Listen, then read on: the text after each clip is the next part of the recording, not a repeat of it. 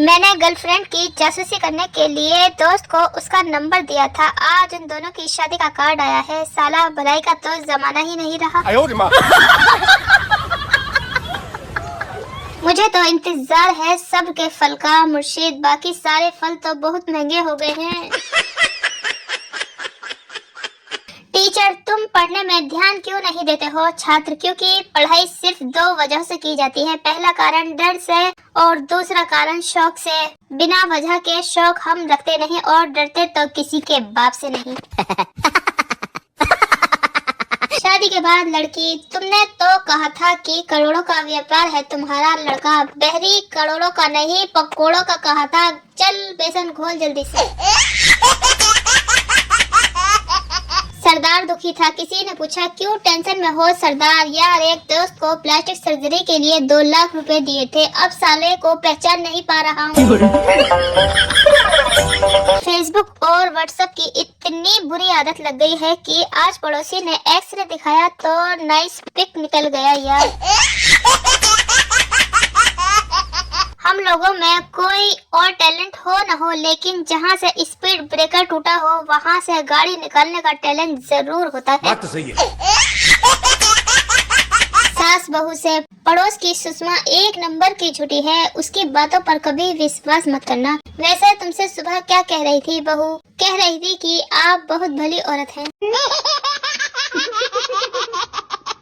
हम उस जमाने के स्टूडेंट हैं जब स्कूल के आई कार्ड को बिल्ला कहा जाता था। और आप किस जमाने के हैं? जज, तुम डाइवोर्स क्यों लेना चाहते हो? बल्ली, जज साहब, मैं शोहरत के साथ नहीं रह सकता। ये रात भर घूमती रहती है, एक बार से दूसरे बार, दूसरे बार से तीसरे बार। जज, क्यों? बार में जाकर क्या करती है? बल्ली, मुझे ढूंढती है। कल बहुत देर से 2 लोग आपस में गाली गलौज कर रहे थे। फिर मैंने वहां पहुंचकर उन्हें समझाया, तब जाकर मारपीट शुरू हुई। हाँ नहीं तो।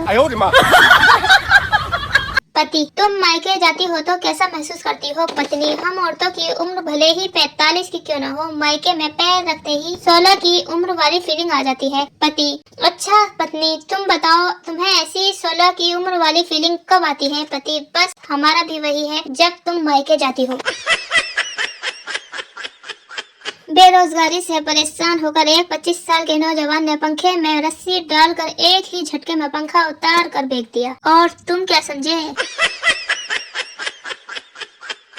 वो औरतें भी गजब की होती हैं जो पूरे 7-8 घंटे बैठकर मोहल्ले भर की चुगली करती हैं और बाद में ये कहकर उठ जाती हैं, ए मरन दे, हमें क्या मतलब।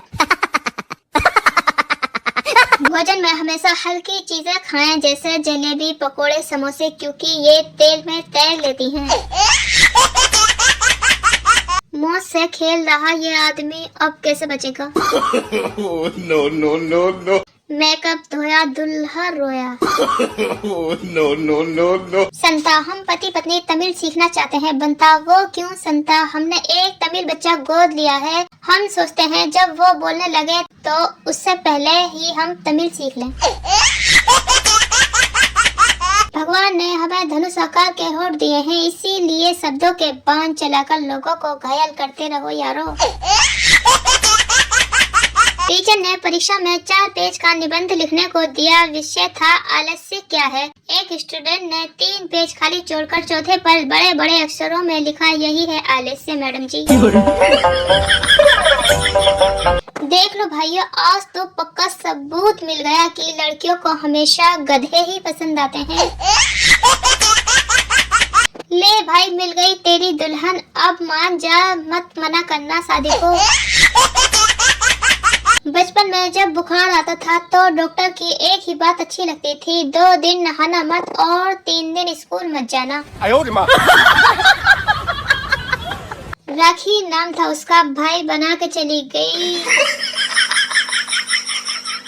ओए ओए ओए, आज तो मुझे बाबा रामदेव की मौसी मिल ही गई। देख लो आप सब भी। अगर आपको हमारे जोक्स अच्छे लगते हैं तो प्लीज लाइक और अपने दोस्तों में शेयर जरूर करें। और हमारे चैनल को अभी तक आपने सब्सक्राइब नहीं किया है तो सब्सक्राइब जरूर कर लें।